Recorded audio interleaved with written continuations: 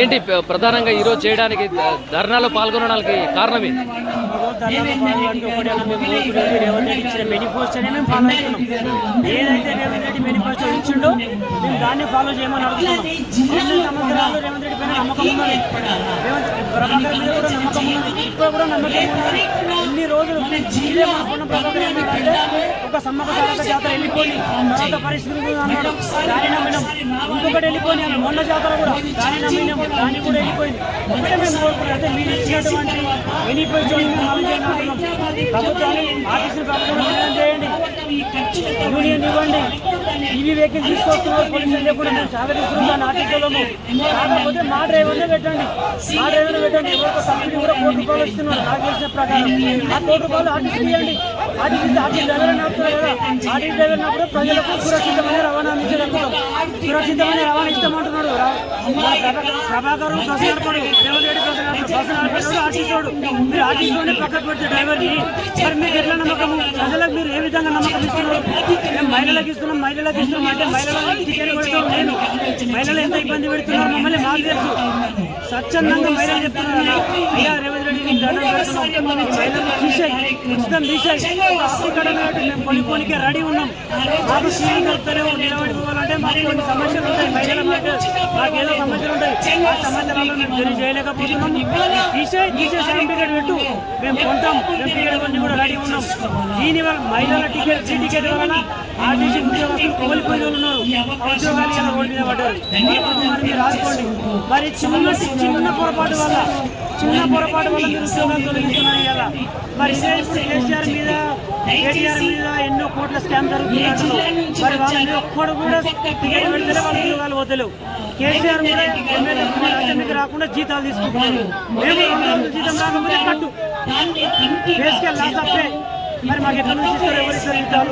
ఒక్కరోజు లీవ్ ఇవ్వడానికి కూడా మాకు లీవ్ ఇస్తారు. తెలంగాణ రాకముందు 3 లీవ్లు ఇచ్చారు, ఇలా ఒక్కరోజు కూడా లీవ్ ఇస్తారు. మా అమ్మాయి అయిపోయి మా పెద్దమ్మ అయిపోయిందని కూడా నువ్వు సెల్ఫీ పెట్టు అనే కాడికి వచ్చింది అని మేము తీసుకుంటున్నాం. తెలంగాణ తెచ్చుకుని ఎందుకు ఆంధ్రపరంగా భక్తులు మంది తెచ్చుకుంటాం.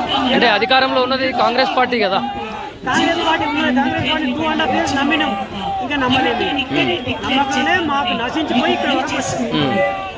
అంటే ఆర్టీసీ లాభాల్లో ఉంది అని కూడా చెప్తున్నాడు సీఎం రేవంత్ రెడ్డి. కాంగ్రెస్ నాయకులు అందరూ చెప్తున్నారు. మరి లాభాలలో ఉన్నప్పుడు మేము ఎందుకు విలీనం చేయవు? నెలకు 350 కోట్లు ఇస్తా ఉన్నారు. మరి 350 కోట్లు ఇస్తే నువ్వు ఎందుకు విలీనం చేస్తలేవు? విలీనం చేయడానికే టైం తీసుకుంటున్నావు, ఓకే తీసుకో.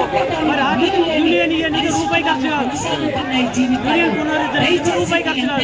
మరి యూనియన్ ఎందుకు పునరుద్ధరించలేవు? ఇవ్వాలి కదా, ఎందుకు ఇస్తారు? అంటే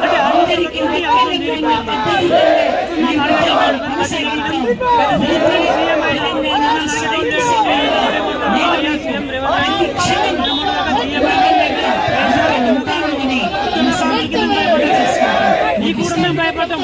కాకపోతే హెచ్చరిక, దీనివల్ల కదని ప్రసక్తి నీ లోపల చేయడం రాకపోతే మేము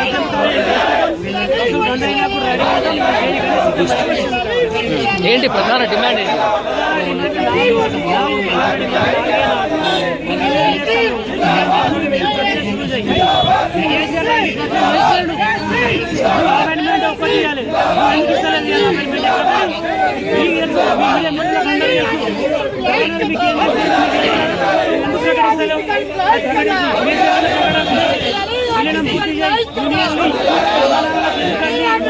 ఎందుకు మాకు జీతాలు చిన్న మాకంటే జీతాలు నీ జీతం ఉంది కదా. పోలీసులు ప్రజలలో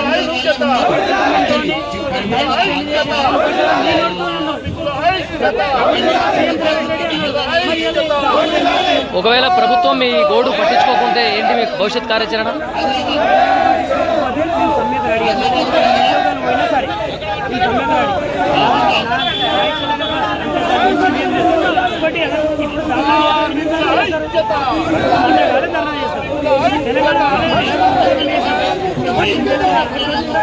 ఈ ధర